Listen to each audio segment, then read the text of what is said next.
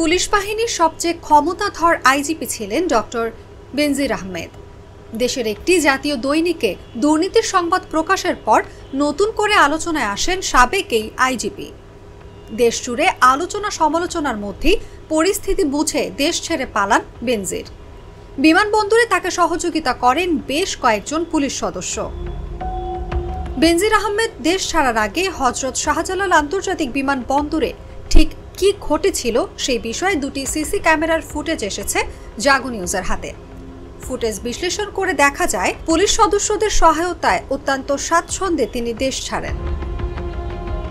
চলতি বছরের 4 মে রাত 11:40 হযরত শাহজালাল আন্তর্জাতিক বিমানবন্দরের সিসি ক্যামেরার ফুটেজে দেখা যায় দুর্নীতির দায়ে পুলিশের সাবেক আইজিপি ডক্টর বেনজির আহমেদ সিঙ্গাপুর এয়ারলাইন্সে ওঠার জন্য সিকিউরিটি চেকের জন্য যাচ্ছেন।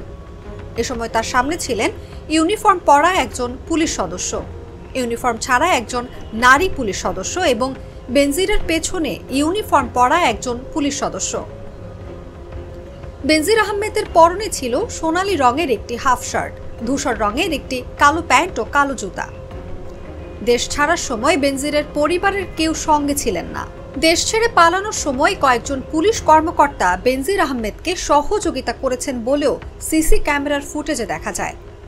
উড়োজাহাজে ওঠার সবশেষ নিরাপত্তা তল্লাশির সিসি ক্যামেরার ফুটেজে দেখা যায় সেখানে দায়িত্বরত আনসার সদস্যকে বডি চেক করতে না দিয়েই পাশ কাটিয়ে চলে যান সাবেক আইজিপি বেনজির আহমেদ। যাত্রী যেই হোক না কেন সবাইকে তল্লাশি করার নিয়ম রয়েছে, অথচ ইমিগ্রেশন পুলিশের সহায়তায় বেনজির আহমেদ এসবের ধার ধারেননি। সেখানে দায়িত্বরত কর্মকর্তারা বেনজিরের পাসপোর্টের সিল স্বাক্ষর দিয়ে তল্লাশি ছাড়াই পাসপোর্ট ও লাগেজ বেনজির আহমেদের কাছে হস্তান্তর করেন। এ সময় সেখানে উপস্থিত ইউনিফর্ম পরা পুলিশদের হাত নাড়িয়ে বিদায় জানান বেনজির আহমেদ। সেদিন বেনজির আহমেদকে বিমানবন্দরে সহায়তাকারী পুলিশ সদস্যদের মধ্যে একজন নারী পুলিশ কর্মকর্তার পরিচয় শনাক্ত করা গেছে।